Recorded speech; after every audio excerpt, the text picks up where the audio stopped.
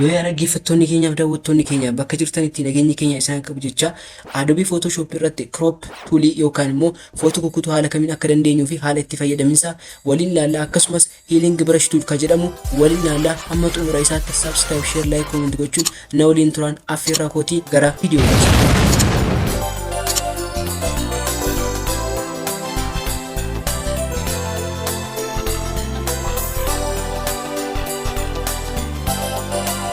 Egaa jalqaba irratti crop tool gaafa ilaallu crop tool haala kanaan kukkunnee fayyaduuf nu fayyada. Footoo haala kanaan kukkunnee fayyaduuf nu fayyada.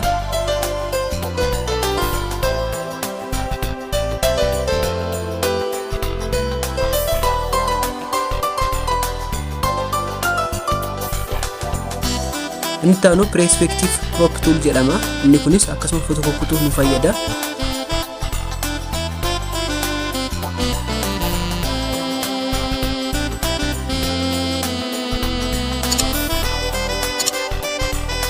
Inni sadaffaan immoo slice tool jedhama. Slice toolinis akkasuma vertically yookaan horizontally kukkutuudhaaf nu fayyada jechuudha. Haala garaagaraatti bifa garaagaraan kukkunni haala kanaan kukkutuuf nu fayyada jechuudha. Inni itti aanu immoo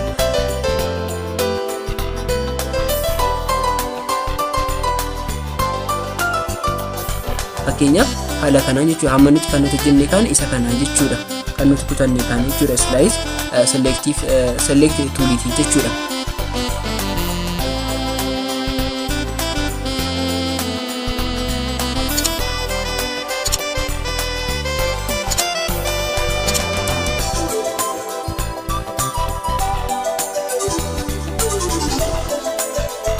Inni itti aanu immoo healing brush toolidha jechuudha. Amma footoo kan haaluma kana jiruutiin boordii kanarratti yookaan leerii kanarratti koppii gochuun barbaade waan ta'eef maaliin fayyadama healing brush tool kan jedhamuun fayyadama. Saniin booda isa qabadheetanii alt left click qabadheen soorsii kana fudheen bakka duwwaa kana irratti maaliin godha duplicate yookaan immoo koppiin godha jechuudha. Saniin booda left click koo qabadheen seeraan irraan diddibaa jechuudha. Sana booda akka isa mukkii sanaatti koppiin haaf ta'a jechuudha. Haala kana haala salphaadhaan haala akkasitti fayyadamuu nan danda'a jechuudha.